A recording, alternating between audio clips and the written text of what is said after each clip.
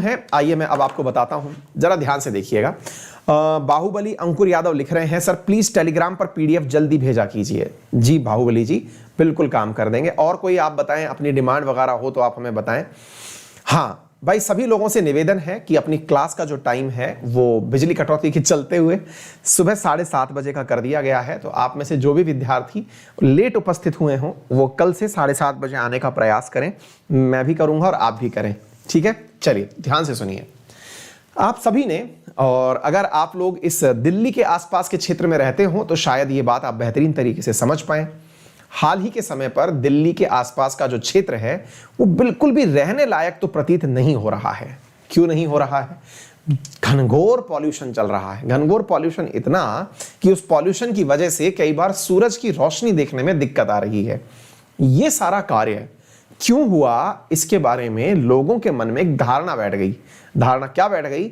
धारणा यह बैठ गई कि यह फायर क्रैकर्स चलाने से हुआ, यानी कि पटाखों की वजह से धुआं हुआ, जबकि वास्तविकता कुछ और है। वास्तविकता क्या है? वो है पराली जलाना, दैट इज स्टबल बर्निंग। अर्थात पराली जलाना मेन कॉज है जिसके कारण से क्या होता है? पॉल्यूशन होता है। और सरकारों ने पराली जलाने पर तो कंट्रोल स्थापित किया नहीं, क्योंकि ऐसा कर देते तो शायद उनकी राजनीति प्रभावित हो जाती, और उन्होंने लोगों को पटाखे चलाने से मना कर दिया। हम अपने इस सोर्स के माध्यम से, अपने इस मंच के माध्यम से यह तो नहीं कहना चाहते कि पटाखों से प्रदूषण नहीं होता है। हम यह कहना चाहते हैं कि जो मेन कॉज है पहले उसे आप हैंडल करिए। हर साल यही समस्या आती है। नवंबर के फर्स्ट वीक से लेकर के नवंबर के थर्ड वीक तक दिल्ली और उसके आसपास के क्षेत्रों में रहना बहुत मुश्किल हो जाता है।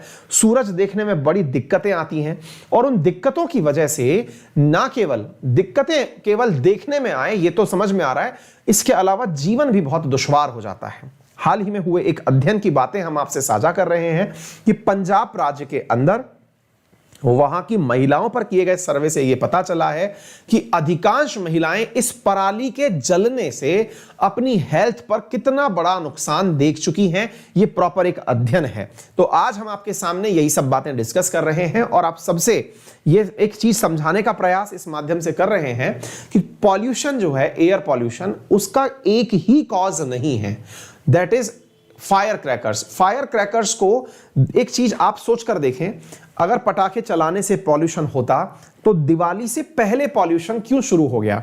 दिवाली से पहले पटाखे नहीं चलाए गए थे, लेकिन दिल्ली और आसपास के क्षेत्रों में घनघोर अंधेरा और पूरा अंधियारा जो है वो उस समय हो गया था। तो पहले रूट कॉज क्या है वो पकड़नी जरूरी है। रूट कॉज है पराली जलाना। ये क्या है? कहानी क्या है? होता क्या है ना साथियों, पूरे देश के अंदर एक सिस्टम है। मतलब सिस्टम क्या है कि भाई रबी जो है सर्दी में बोले जाने वाली फसल है। अपन लोगों को पता है कि हम कृषि में 3 प्रकार की फसलें लेते हैं। कौन कौन सी? सर्दियों के समय बोए जाने वाली रबी, गर्मियों के समय यानी मानसून के समय बोए जाने वाली खरीफ, और इन दोनों के बीच में बोए जाने वाली फसल जायद की फसल होती है। मानसून के समय जो अपने ये पंजाब और हरियाणा का किसान है, ये अपने क्षेत्रों में चावल की खेती करता है। चावल मानसून के समय बोया जाने वाली फसल है।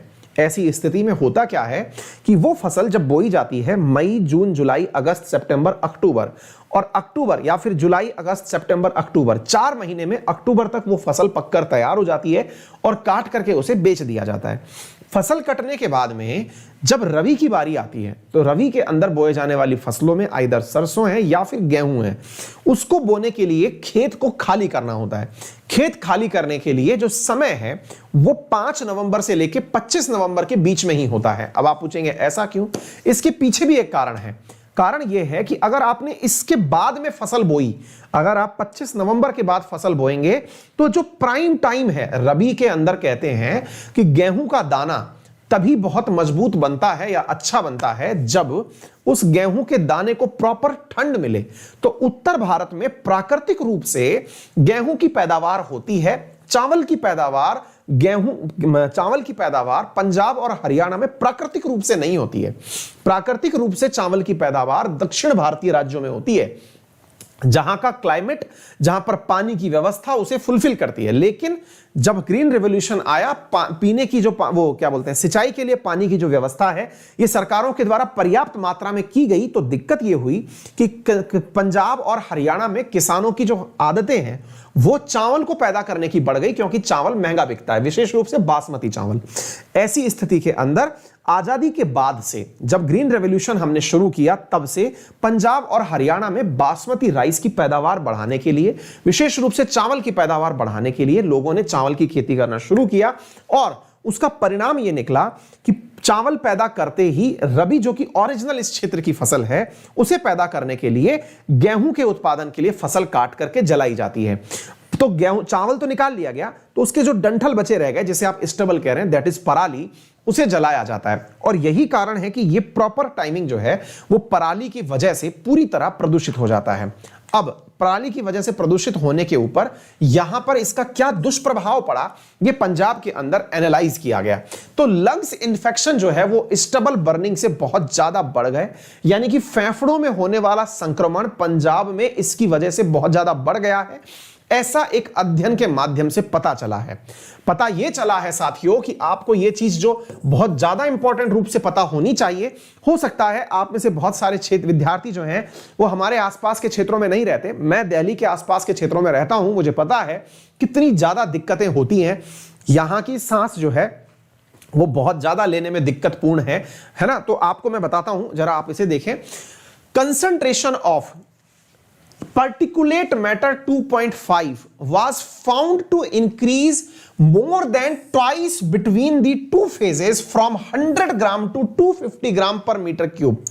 कहने का अर्थ यह है कि जो इन क्षेत्रों के अंदर PM 2.5 की मात्रा है वो प्रति मीटर क्यूब 100 ग्राम से लेके 250 ग्राम तक हो गई। अब आपको लगेगा ये कितनी होती है, हमें क्या पता, मैं आपको बताता हूं। साथियों, भारत में WHO की अगर हम बात माने, यानी वर्ल्ड हेल्थ ऑर्गेनाइजेशन, हालांकि हम नहीं मानते, लेकिन अगर हम WHO की बात माने तो उसके अनुसार जो वार्षिक रूप से पार्टिकुलेट मैटर 2.5 की मात्रा है वो 2.5 की जो मात्रा है वो 5 माइक्रोग्राम पर मीटर क्यूब होनी चाहिए। इधर देखिए, 5 माइक्रोग्राम पर मीटर क्यूब होनी चाहिए। 24 आवर्स के अंदर जो अधिकतम 15 माइक्रोग्राम्स तक हो सकती है। भारत में मात्रा कितनी है आपके सामने है। इसके साथ साथ ही भारत में जो इसकी मात्रा है वो CPCB की अगर हम बात माने, सेंट्रल पॉल्यूशन कंट्रोल बोर्ड की अगर हम बात माने, तो इसकी मात्रा 40 माइक्रोग्राम होनी चाहिए। भारत में यह मात्रा लगभग 10 टाइम्स तक है। इतनी ज्यादा मात्रा अगर भारत में PM 2.5 की है तो ये PM 2.5 होता क्या है, पहले इसे भी जान लेते हैं। चलिए मैं आपको बताता हूं। साथियों, जो हमारा बाल है, यानी कि जो सिर में हमारे बाल उगे हुए हैं, इन बालों का जो मोटाई है ये 50 से 70 माइक्रोमीटर है। कितना है? 50 से लेके 70 माइक्रोमीटर है। ये ह्यूमन हेयर है। इसका 25 गुना कम कर दो तब जाकर बनता है 2.5। ध्यान से समझिएगा, ये 50 का साइज है, ये 2.5 का साइज है। जब हमें अपना बाल ही देखने में दिक्कत आती है तो विचार करिए कि PM 2.5 तो आपको अपनी आंखों से दिखाई देने वाला ही नहीं है। PM 2.5 क्या है? असल में पॉल्यूशन के कारण हवा के अंदर मिले हुए वो छोटे छोटे कण हैं जिन्हें आप अपनी आंखों से नहीं देख रहे, लेकिन वो हवा में व्याप्त हैं। आप इससे अंदाजा लगा सकते हैं कि हमारे बाल के आकार से यह कितना छोटा पार्टिकल है। फिर आप पूछेंगे इसका परिणाम क्या निकलता है? इसका परिणाम यह निकलता है कि यह हम अगर मास्क भी लगा के घूमते हैं तो भी रुक नहीं पाता, यह हवा के साथ शरीर में एंट्री कर जाता है। कहां तक पहुंच जाता है?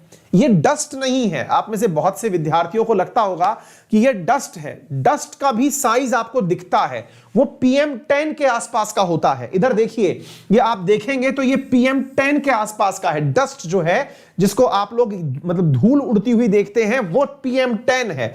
पॉलन है, मोल्ड्स हैं, ये PM 10 है। ये क्या है अगर आपको मैं बताऊं तो आपने कहां फील किया होगा इसे? कई बार धुआं उड़ते हुए देखा है आपने? अपन लकड़ी जलाते हैं या कुछ भी माचिस जलाते हैं तो जो धुआं निकलता है वो खुशबू आपके शरीर में जब जाती है, वो स्मेल जो जाती है, उसमें जो घुलित पार्टिकल है ना वो PM 2.5 है। और वो PM 2.5 जब हमारे शरीर में जाता है तो इसकी वजह से बड़ी संख्या में लोगों के लंग्स में जाकर ये जम जाता है, ऑक्सीजन की दिक्कत होने लगती है, शरीर में ऑक्सीजन का ट्रांसपोर्टेशन बैन हो जाता है, श्वसन संबंधी दिक्कतें, क्योंकि जब हमारे फेफड़ों में PM 2.5 पार्टिकल्स भर जाएंगे तो प्रॉपर हम श्वसन क्रिया नहीं कर पाएंगे, जिसकी वजह से सांस संबंधी दिक्कतें होती हैं। हमारी वेन्स के अंदर प्रॉपर तरीके से ऑक्सीजन का वेंटिलेशन ना हो पाने से हमारी मेटाबॉलिज्म भी प्रभावित होती है और डायबिटीज के केस बढ़ते हैं। ये इसका दूसरा बहुत बड़ा कारण है। यानी PM 2.5 डायबिटीज के केसेस को बढ़ाने के लिए भी जिम्मेदार है। खेतों में इस प्रकार का दृश्य देखा जाना बहुत कॉमन है।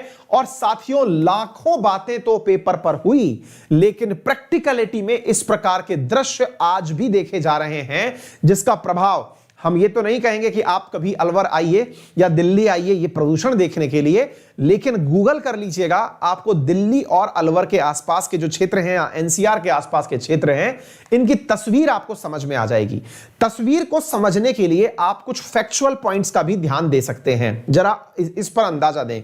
देखिए साथियों, दिल्ली की जो एयर क्वालिटी है ना, दिल्ली की जो एयर क्वालिटी इंडेक्स निकाला गया, उस एयर क्वालिटी इंडेक्स को अगर मैं आपको समझाने का प्रयास करूं, जिसमें कि कुल इन आइटम्स को चेक किया जाता है पॉल्यूशन को चेक करते समय, ओजोन को, कार्बन मोनोऑक्साइड को, सल्फर डाइऑक्साइड को, नाइट्रोजन डाइऑक्साइड को और एयरबॉर्न पार्टिकल्स को, यदि हम इन्हें नोटिस करें तो पता क्या चलता है, जरा इधर देखें साथियों। जिससे यह पता चलता है कि दिल्ली के अंदर जो एयर क्वालिटी लेवल है, जो 0 से लेके 500 डिग्री तक होना चाहिए, जिसमें 500 का लेवल हजार्डस है। हजार्डस का मतलब होता है कि सरकार को इस समय इमरजेंसी जारी कर देनी चाहिए, सरकार को यहां पर लोगों को घर से निकल देना मना कर देना चाहिए। वहां पर लेवल देखिए हम लोग कितना टच कर चुके हैं, आप इससे अंदाजा लगाइए। हम ऑलरेडी हजार्डस लेवल में जी रहे हैं और ये सारा काम सरकार को कर देना चाहिए। अर्थात यहां पर इस समय ये हेल्थ इमरजेंसी निकालनी चाहिए कि आपको स्कूल जाना मना है। और आपको मालूम होगा दिल्ली में कई बार इसी के चलते ऑड इवन लगा है, दिल्ली में कई बार छुट्टियों की घोषणा हुई है, व्हीकल्स पर बैन लगा है, क्रैकर्स पर तो बैन है ही। एक बहुत बड़ा सवाल लेकिन यहीं पर रह जाता है, जिसकी वजह से आज की युवा पीढ़ी में मन ही मन में एक हीन भावना पैदा होती है। और वो भावना ये है, जब इतना ज्यादा पढ़ते हैं तो उनके अंदर एक भावना पैदा होने लगती है, और वो ये है कि कहीं उनके द्वारा जो चलाए गए क्रैकर्स हैं उसकी वजह से तो ये नहीं हो रहा, क्योंकि सरकारें जिस चीज को मेंटेन कर सकती हैं या फिर जिसको प्रेशराइज कर सकती हैं उसे करने का प्रयास करती हैं।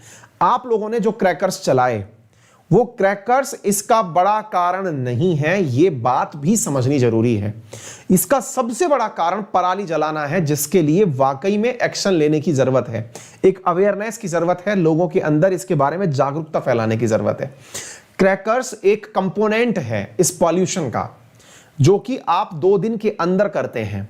पराली एक प्रक्रिया है जो 2 तारीख से शुरू होती है, नवंबर में उससे पहले ही शुरू हो चुकी है और उसके बाद तक पूरे नवंबर चलने वाली है। इस जलाने की घटना से जो पॉल्यूशन क्रिएट हुआ, इसके लिए एक अवेयरनेस आप लोगों के मन में होना जरूरी है कि इसके लिए सरकारों से और सबसे आह्वान किया जाए कि इसका कोई निस्तारण ढूंढा जाए, कोई ऐसी प्रक्रिया ढूंढी जाए। जैसे मैं आज आपको एक छत्तीसगढ़ मॉडल पढ़ाऊंगा, वहां पर भी पराली की घटना से बचने के लिए लोगों ने क्या तरीके अपनाए, मैं आपको पराली से बचने का वो तरीका भी सिखाऊंगा।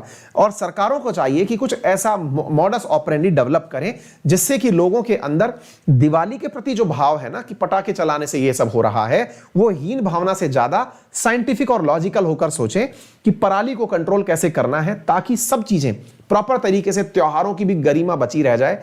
होली दिवाली जैसे जो त्योहार हैं, होली के समय पानी का उपयोग मत करिए, दिवाली के समय पटाखे का उपयोग मत करिए। और ये जो युवा पीढ़ी है उसके अंदर ये पूरे तरीके से मानसिकता भर देना कि आप ही की वजह से पर्यावरण प्रदूषित हो रहा है, और इस बात को सरकारें इग्नोर करें कि उनकी पॉलिसी इंप्लीमेंटेशन में कोई खराबी है। ये बात समझने की है कि आपको समझाना होगा सरकारों को अपने द्वारा, अपने प्रयासों से। आप लोग इतनी जगह उपस्थित होते हैं, सभी लोग वहां समझाएं कि मेजर प्रॉब्लम जो है ना उसको डील करिए, अदर प्रॉब्लम्स ऑटोमेटिक डील हो जाएंगी। क्योंकि लोगों के दिमाग में अब ये आ चुका है कि ये सब गतिविधियां हो क्यों रही हैं। आप आज पटाखे बिल्कुल बैन कर दीजिए, राजस्थान में पटाखे बैन है, दिल्ली में पटाखे बैन है, NCR में पटाखे नहीं चलते, उसके बावजूद पॉल्यूशन है। है ना। लोग कह रहे हैं कि लोगों ने पटाखे तब भी चलाए थे, भाई ये वो पटाखे उतने नहीं है जितने पूरे देश में चल रहे हैं, वहां तो कहीं ऐसी स्थिति नहीं बनी है। तो मुद्दा समझना होगा कि ये क्यों हो रहा है ना। चलिए, तो ये मैंने आपको बताया। तो अब हमारे सामने एक सवाल बनता है कि कैसे इससे बचा जाए, यानी कि अगर हमारे पास में कोई ऑप्शन नहीं है तो अब हम इस चीज से बचे कैसे, क्योंकि इसके प्रभावों में मिट्टी की उर्वरता खत्म होती है, जमीन गर्म हो जाती है, पॉल्यूशन की वजह से बहुत सारी दिक्कतें जो हुई उनकी वजह से सॉइल फर्टिलिटी आदि ये चीजें जो है, ये सब चीजें प्रभावित होती है। बचा कैसे जाए, इसका अल्टरनेटिव क्या है? पहला, इंस्टीट्यूट ट्रीटमेंट ऑफ स्टबल। देखिए अब सबसे बड़ी मुसीबत क्या है ना, ये सब चीजें भी अब किताबों में पढ़ाने लायक रह गई हैं, बस हम पढ़ रहे हैं, इंप्लीमेंटेशन के नाम पर इनका कुछ हो नहीं रहा है।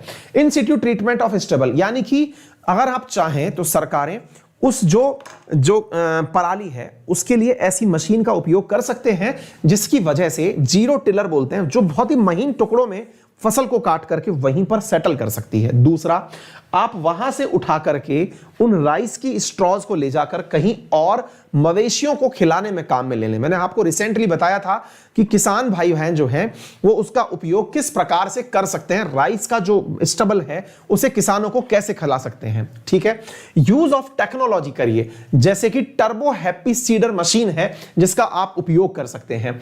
चेंजिंग क्रॉपिंग पैटर्न, जो सबसे ज्यादा डिमांड है ना, जिसके लिए सरकारों को आमूलचूल सोचना होगा, वो सोचने वाली बात क्या है कि आपको क्रॉपिंग पैटर्न, देखिए अल्टीमेटली आप भोजन से पैसा कमा रहे हैं, लेकिन उसी पैसे से, अच्छा कई बार ऐसी मानसिकता दिमाग में बैठ जाती है, कई विद्यार्थियों के दिमाग में यह भाव आ जाता होगा कि ये तो हरियाणा और पंजाब के खिलाफ बात हो रही है। क्या बात हो रही है कि साहब उन लोगों से कह दो कि वो चावल पैदा ना करें। भाई अगर चावल पैदा करने की बात है तो वो बात आपके लिए ही है, क्योंकि अल्टीमेटली आप उसको जला करके पूरी जगह को प्रदूषित कर रहे हैं, वो सेकेंडरी है। सबसे पहले आप अपनी जान को जोखिम में डाल रहे हैं। आपने जिस पैसे को, फसल को बेच के जो पैसा कमाया, असल में वो जो पैसा है वो आपकी हेल्थ पर खर्च हो रहा है। आपको हेल्थ इश्यूज हो रहे हैं, डायबिटीज हो रही है, कैंसर हो रहा है, दमे की घटनाएं हो रही हैं। असल में जो मेजर प्रॉब्लम है ना, वो क्रॉपिंग पैटर्न को समझना होगा, प्रकृति से जो खिलवाड़ हो रहा है। ये बहुत बड़ा पॉइंट है। हमें फसल के अंदर परिवर्तन लाना होगा, हमें उस क्षेत्र के हिसाब से वो फसलें बोनी होंगी जो कि उस क्षेत्र के लोगों को भी सुरक्षित रख सकें।